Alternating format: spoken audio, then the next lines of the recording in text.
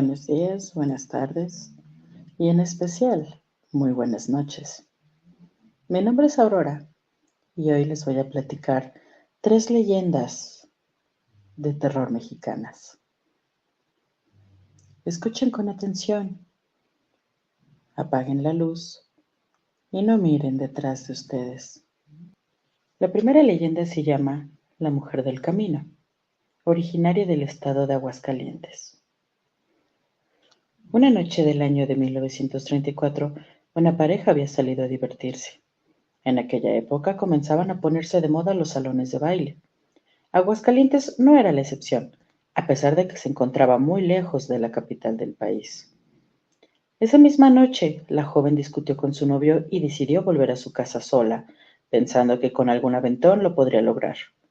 Pero la joven fue atropellada y finada por un automóvil. Como nadie la reclamó, ni tampoco sabían su nombre, pues al parecer no tenía familia, la gente comenzó a llamarla simplemente la mujer del cementerio, porque su fantasma comenzó a aparecerse 5 años después de haber trascendido. Varios automovilistas dijeron haber recogido a una joven vestida de blanco, quien pedía ser llevada lejos del cementerio. Luego, esa mujer, según dicen, se desvanecía poco a poco. Quienes la llegaron a subir en su automóvil cuentan que la mujer era algo indiferente, pero bastante parlanchina. La versión más interesante, y que convirtió a esta historia en leyenda, fue la de don Pedro, un hombre que viajaba en su automóvil con su esposa y sus 2 hijos. Ellos recuerdan que viajaban en su vehículo cerca de la medianoche, cuando de pronto miraron que una mujer vestida de blanco les hacía señas para que se detuvieran. Cuando lo hicieron, el señor le pidió a sus hijos que se recorrieran para que la mujer pudiera subir, pero además, como el coche era de 2 puertas, la esposa tuvo que bajarse para permitir que la joven se pasara a la parte de atrás. Cuando al parecer todos ya estaban en el vehículo, don Pedro arrancó. Ellos recuerdan que llevaban el autoestéreo muy fuerte y que jamás le bajaron el volumen, situación que no le importó a la mujer, quien hablaba como si no estuvieran ahí. Todos le mostraban algo de atención, pero confiesan que estaban más interesados en las canciones que escuchaban del radio. Pero cuando el automóvil pasó por una curva muy pronunciada, recuerdan que la mujer gritó: ¡Cuidado con la curva! Todos voltearon muy desconcertados a verla, pero ella afirmó: Está arriesgando su vida y la de su familia. El conductor redujo la velocidad y tomó el giro sin peligro. En ese momento todos se dieron cuenta de que la pasajera extraña había desaparecido. Todos quedaron tan perturbados que fueron a la caseta de policía más cercana para informar de su experiencia. Ahí se dieron cuenta de que los policías no se sorprendieron con lo que decían, sino que al contrario, lo tomaban con toda tranquilidad, como si fuera algo muy normal para ellos. Fueron precisamente ellos quienes corroboraron lo que decían acerca de la leyenda de la Dama del Camino, debido a que ya en múltiples ocasiones ya se los habían manifestado muchos automovilistas que pasaban por el lugar. De este modo, la familia de don Pedro comprendió que aquella mujer estaba tratando de avisarles que corrían peligro. También fueron advertidos de que muchos conductores perdían el control de sus autos en esa curva. Incluso ellos afirman que esa misma noche, un poco más tarde, hubo un accidente en esa curva, donde fallecieron 2 personas, una pareja que acababa de casarse. De ahí también surgió el mito de que a la Dama del Camino no le gusta la felicidad de las parejas jóvenes. De lo que sí queda la duda es por qué a algunas personas se les manifiesta para bien y a otras no, como la pareja de jóvenes que esa misma noche fallecieron. Con esto, me atrevo a pensar que todas las historias de fantasmas del pasado tienen avisos de amores frustrados. La siguiente leyenda se llama El ánima del puente, del estado de Guanajuato. El convento de Celaya, Guanajuato, no solo ha sido objeto de múltiples visitas turísticas, sino también de apariciones macabras. Para los habitantes del lugar no es nada nuevo hablar del fraile que se pasea por sus pasillos en cuanto cae la noche. Se cuenta que siempre que necesitaba reflexionar, el sacerdote fray Juan del Espíritu Santo salía a caminar por los pasillos del convento, los cuales recorría con gusto y a paso moderado. Esta práctica ya le venía haciendo desde hace 5 años. Es justo decir que el convento de Celaya, además de ser hermoso, es muy grande. Cierto día se le acercó un indígena del lugar, que sofocado llegó a confesarle algo. De acuerdo a lo relatado por este hombre, él era el único que podía ayudarlo. Felipe Santiago, que era el nombre de aquel indígena, pidió con insistencia a Fray Juan que lo confesara. Finalmente el padre accedió y lo escuchó con asombro. Después de haberlo escuchado, el padre se encontraba sobresaltado por el relato y solo atinó a decirle: «Es necesario que lo confieses con testigos». El indígena estaba confundido, pues no alcanzaba a comprender por qué el padre requería que lo hiciera con testigos, a lo cual terminó por acceder, fijando así una hora del día siguiente como la indicada para llevar a cabo la confesión con testigos. Se fue a casa no del todo convencido, pensando en la petición del padre, la cual, después de todo, era muy extraña. Al cabo de unos minutos, ya no le estaba dando tanta importancia a lo sucedido, más bien estaba más enfocado al aire tan helado que estaba soplando, y como llevaba guaraches, el tremendo frío lo sentía en los pies. Ya en su casa se dispuso a dormir, pero en su mente le daba un sinfín de vueltas al asunto, porque no comprendía todavía la reacción del padre. Al día siguiente, cuando el indígena llegó al convento acompañado de sus testigos, notó que el fraile no estaba solo, pues con él se encontraban varios sacerdotes, quienes se habían reunido impacientes para escuchar el relato. Felipe estaba visiblemente nervioso, pero aún así inició su relato. Hace 3 años que trascendió mi primo Salvador, a quien yo personalmente vestí para su entierro. Ya sé que esto no tiene gran importancia.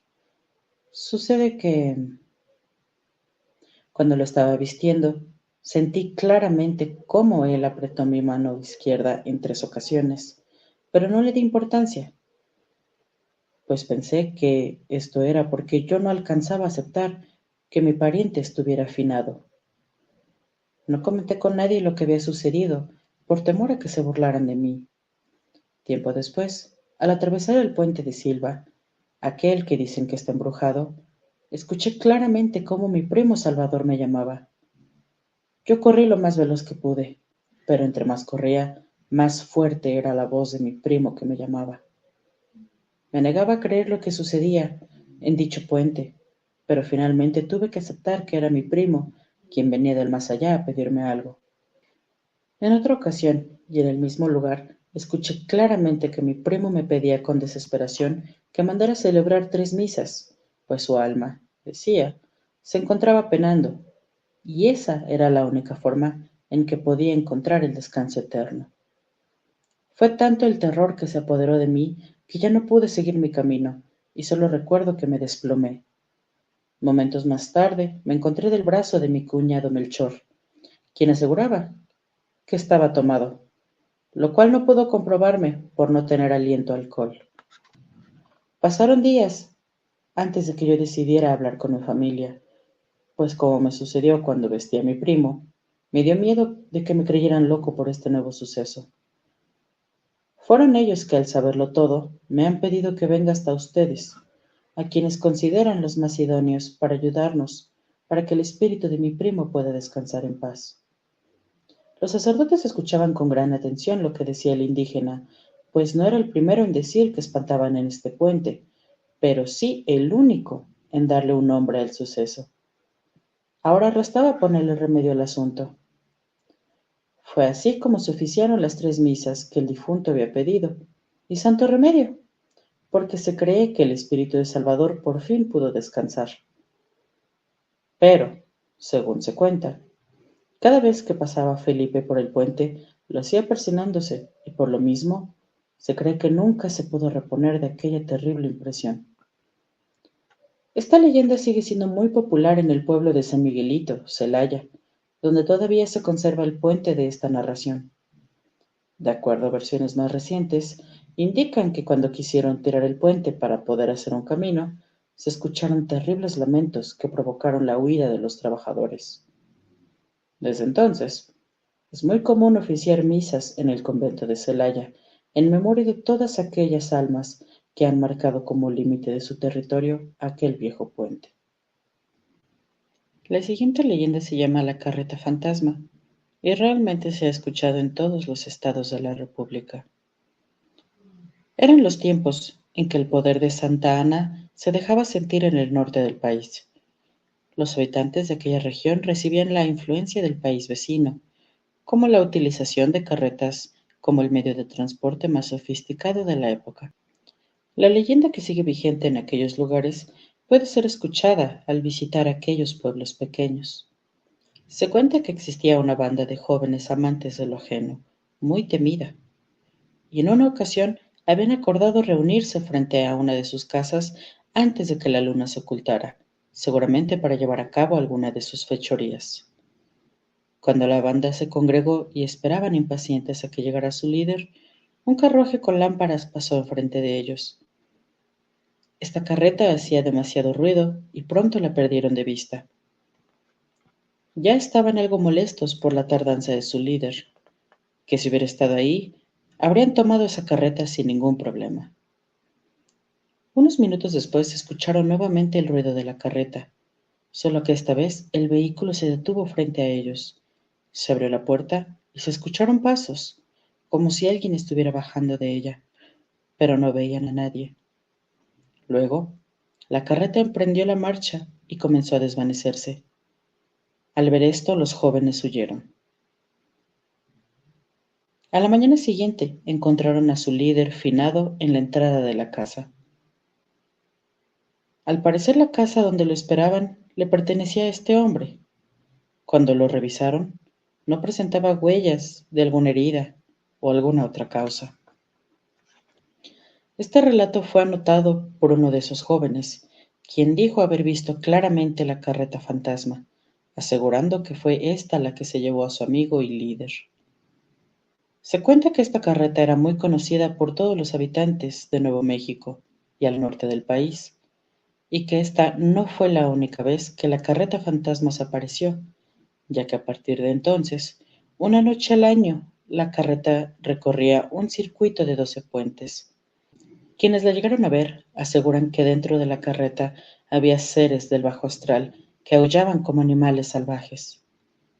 Con el paso de los años, esta leyenda no se ha perdido.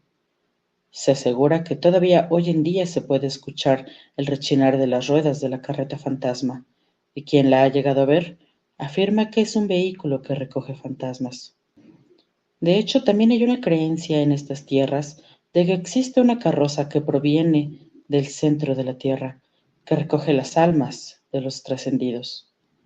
Según la tradición, los coches fantasmas son conducidos por un cochero sin cabeza y tirados por caballos, también sin cabeza. Del látigo del cochero, de las pezuñas de los caballos, o bien de las bocas de los pasajeros, sale fuego ardiente. Se supone que los pasajeros suelen ser personajes de la historia que cumplen una condena. El caso del líder de la banda es una excepción, pues él era un amante de lo ajeno que se dedicaba a tomar solamente las carretas. O quizá se trataba de un personaje que se dedicaba a esto con el fin de escapar de alguien. Estas fueron 3 leyendas de miedo de México. Espero que las hayan disfrutado. Ya les toca dormir, ¿cierto? Buenas noches.